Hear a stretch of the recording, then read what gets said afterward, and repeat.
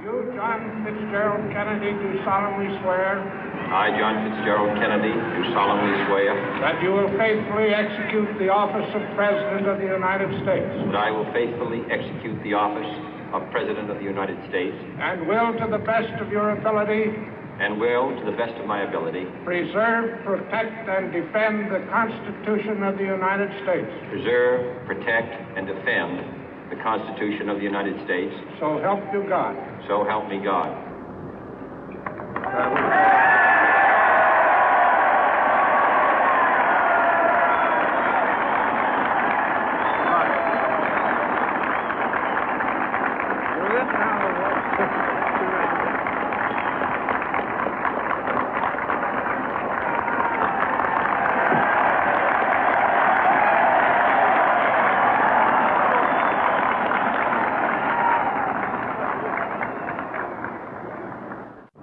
Vice President Johnson, Mr. Speaker, Mr. Chief Justice, President Eisenhower, Vice President Nixon, President Truman, Reverend clergy, fellow citizens. We observe today not a victory of party, but a celebration of freedom, symbolizing an end as well as a beginning, signifying renewal as well as change. For I have sworn before you and Almighty God the same solemn oath our forebears prescribed nearly a century and 3/4 ago. The world is very different now, for man holds in his mortal hands the power to abolish all forms of human poverty and all forms of human life. And yet the same revolutionary beliefs for which our forebears fought are still at issue around the globe. The belief that the rights of man come not from the generosity of the state, but from the hand of God. We dare not forget today that we are the heirs of that first revolution. Let the word go forth from this time and place to friend and foe alike that the torch has been passed to a new generation of Americans born in this century, tempered by war, disciplined by a hard and bitter peace, proud of our ancient heritage, and unwilling to witness or permit the slow undoing of those human rights to which this nation has always been committed and to which we are committed today at home and around the world.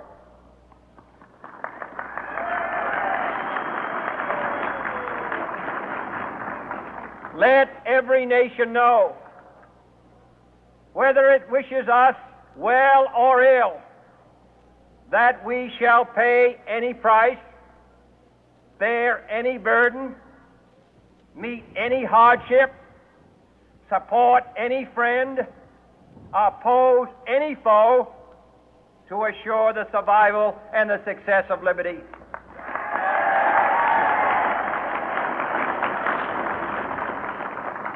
This much we pledge and more. To those old allies whose cultural and spiritual origins we share, we pledge the loyalty of faithful friends. United, there is little we cannot do in a host of cooperative ventures. Divided, there is little we can do, for we dare not meet a powerful challenge at odds and split asunder. To those new states whom we welcome to the ranks of the free, we pledge our word that one form of colonial control shall not have passed away, merely to be replaced by a far more iron tyranny. We shall not always expect to find them supporting our view, but we shall always hope to find them strongly supporting their own freedom, and to remember that in the past, those who foolishly sought power by riding the back of the tiger ended up inside.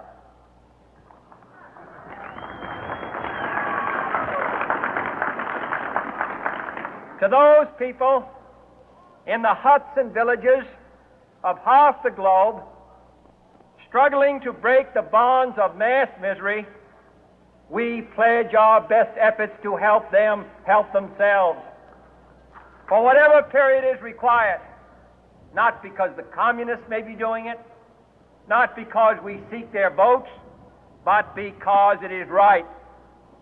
If a free society cannot help the many who are poor, it cannot save the few who are rich.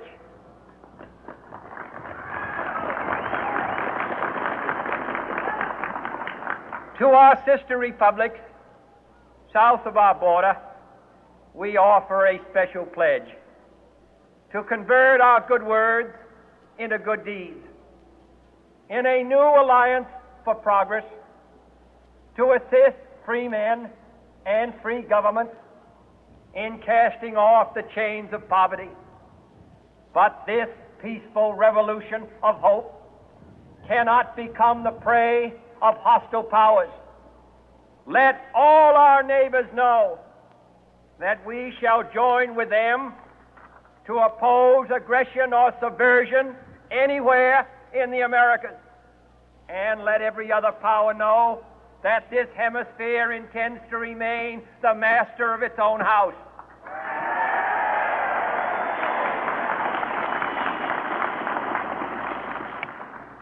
To that World Assembly of Sovereign States, the United Nations, our last best hope, in an age where the instruments of war have far outpaced the instruments of peace, we renew our pledge of support to prevent it from becoming merely a forum for invective, to strengthen its shield of the new and the weak, and to enlarge the area in which its writ may run.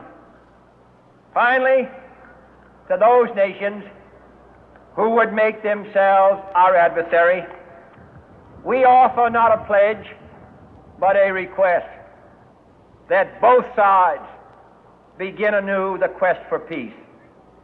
Before the dark powers of destruction, unleashed by science, engulf all humanity in planned or accidental self-destruction, we dare not tempt them with weakness, for only when our arms are sufficient beyond doubt can we be certain beyond doubt that they will never be employed. But neither can two great and powerful groups of nations take comfort from our present course, both sides overburdened by the cost of modern weapons, both rightly alarmed by the steady spread of the deadly atom, yet both racing to alter that uncertain balance of terror that stays the hand of mankind's final war. So let us begin anew, remembering on both sides that civility is not a sign of weakness, and sincerity is always subject to proof. Let us never negotiate out of fear, but let us never fear to negotiate.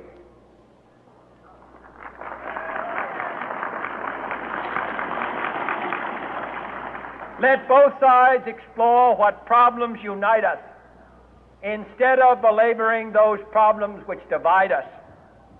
Let both sides, for the first time, formulate serious and precise proposals for the inspection and control of arms, and bring the absolute power to destroy other nations under the absolute control of all nations.